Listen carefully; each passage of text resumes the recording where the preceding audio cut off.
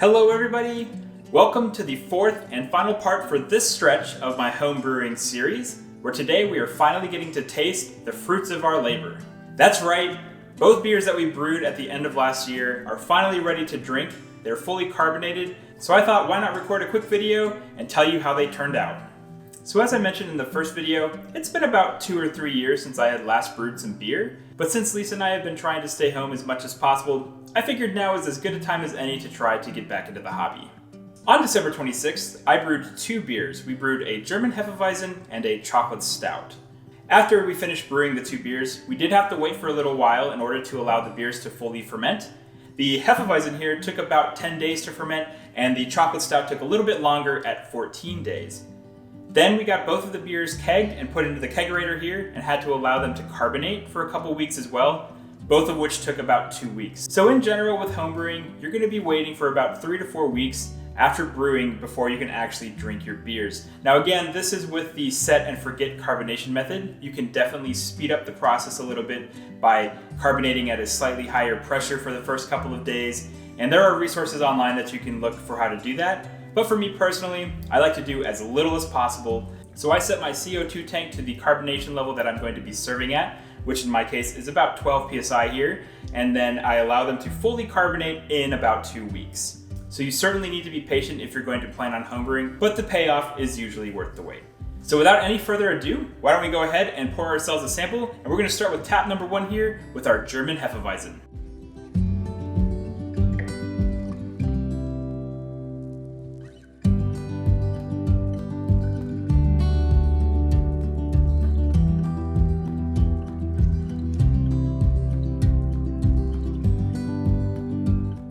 In the first video, I had mentioned that my friend Nick had actually brewed the same recipe a couple of weeks before, and I got to try a sample of his beer. And just from memory, comparing the way that this beer looks to that one, I would say they're very similar. The beer has a very pale straw color.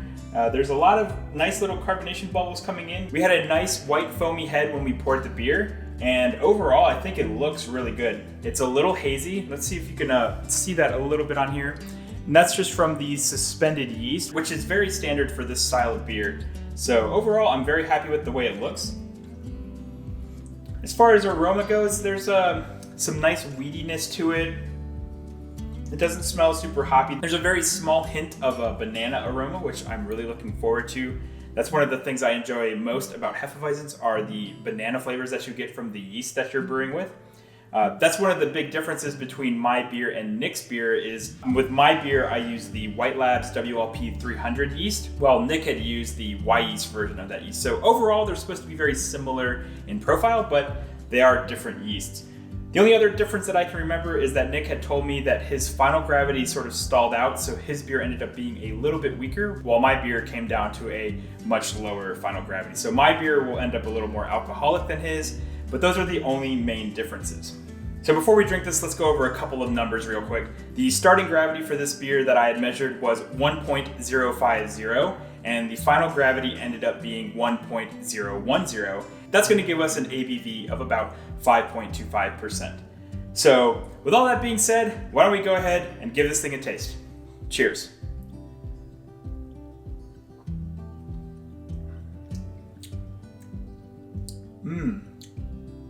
Ooh, that's very good. I'm trying to think back of how it compares to Nick's beer.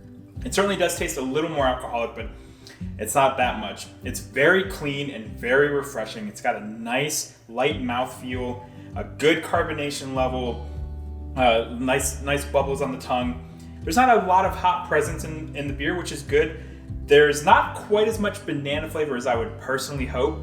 And that might be because I fermented this beer at a bit of a lower temperature than I usually would, because I was also fermenting it with the chocolate stout at the time. So I was fermenting at a temperature of about 65 degrees Fahrenheit. Normally with this beer, I try to ferment a little bit warmer at 68 to 70 degrees Fahrenheit, as I've heard that higher temperature will bring out those banana flavors from the yeast a little bit more. But overall, this beer is very good. It's very balanced, very refreshing. This would be a perfect beer to brew in summertime when it's much warmer and hot outside. This beer will cool you right off. It's so light, it's so refreshing, and overall, I'm very happy with the way it turned out. One thing that I noticed is that the beer did ferment at a slightly lower final gravity than I was hoping for. I was shooting for more like 1.012. I don't know if that actually matters that much. I actually had measured that target gravity while I was checking my refractometer readings during fermentation. And with kegging, what I could have done is once I hit that target, I could actually put the beer into the keg because there's no worry about overcarbonating like you have with bottling. But since I was recording these videos sort of covering a little bit of bottling as well, I wanted to make sure that the beer fully fermented. So if I wanted to have a little more of a sweet finish, I could have kegged this beer a little bit sooner in order to keep some of those sugars in the final product. But overall, I am very happy with this beer. You can see that it's got a really nice color as compared to the sample that we had when I had first kegged the beer in the video where I showed off my kegerator and fermentation chamber, which you can find a link to up here. In that video, the beer was a lot hazier and a little more cloudy, and I think what had happened was the beer was cold crashing in the keg still, and there was some excess sediment that settled at the bottom of the keg. That ended up being what I poured out in that sample. It still tasted good, but this beer does look much better, and overall is a very enjoyable beverage.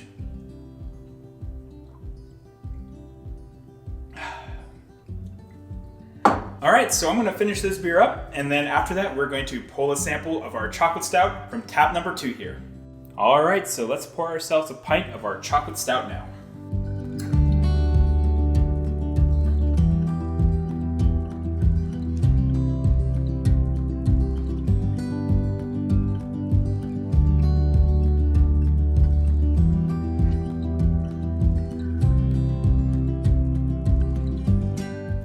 Okay, so this beer looks spectacular. The stout has a very nice dark color.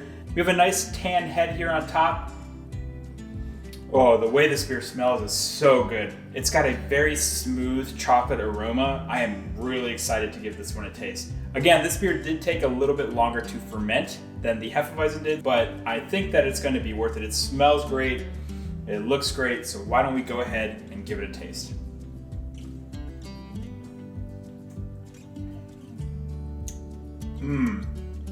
Ooh, okay. All right, so this beer is very good. Ooh, wow. It's got a very nice chocolate taste. I would say maybe a little too chocolatey. Next time if I were to brew this recipe again, I might put a little bit less of that chocolate extract in. But it's not too like sticky or sweet or anything. It's very smooth still, and I really like that. It's got sort of almost like a coffee flavor from the malts as well. Oh wow, this beer is very complex. This beer is perfect to be drinking right now in the winter here. It'll warm you right up in these cold winter days. And overall, I think this beer is spectacular. Wow. Yeah, the chocolate, I don't know actually, maybe as I'm drinking it a little bit more, the chocolate might be pretty good. It's not too bitter on the finish. It's got a very nice roasty taste to it from the roasted malts that we put in this beer. So this beer is supposed to be a clone of the Rogue Chocolate Stout, and I actually tried to find some bottles of that in stores. I don't know if they're selling any right now, at least not in the Atlanta area, because I could not find any. Because I really actually wanted to do a side-by-side comparison between my beer and the actual Rogue Chocolate Stout to see just how similar they are, because I have had the Rogue Stout before, but it's been a really long time and I just do not remember how it tastes. But overall, this beer is spectacular. I'm very happy with it. So as far as the numbers go for this beer, our starting gravity was 1.072 and our final gravity was 1.014. And that gives us an alcohol by volume of 7.6%. So this beer is a good deal stronger than the Hefeweizen, but man, it tastes really good. It doesn't actually taste super alcoholic. There's not a really present alcohol flavor to it. It's really, really well balanced, nice and smooth. The mouthfeel is excellent.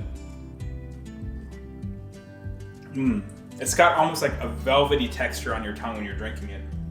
Overall, this beer is very good. I'm super happy with the way it turned out.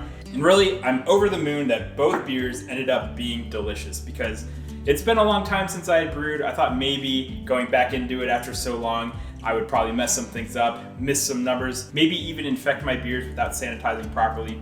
But overall, I thought the brewing process went nice and smoothly, and both beers came out excellent. And that's going to be all for this video. If you found the information in this series helpful, be sure to give this video a thumbs up, and also be sure that you're subscribed to the channel. Every subscription is greatly appreciated, it's free to do, and it helps the channel grow so we can try to reach a wider audience. So that way other people either returning to the homebrewing hobby or looking to just getting into it for the first time can learn something about the homebrewing process with these videos. I do still have this third tap empty right here. You can actually see the keg right behind me back here. So I am planning on brewing another beer at some point in the future. And when I do, I'm going to be recording that process as well. That will still be an all grain brew session, but I'm planning on making another video that will combine all of this information that we covered in these previous videos into one smaller, more beginner friendly video. And hopefully you guys will tune in for that when that gets released. If you do have any questions about my homebrewing process or about homebrewing in general, do be sure to leave a comment down below and I'll try to answer to the best of my knowledge.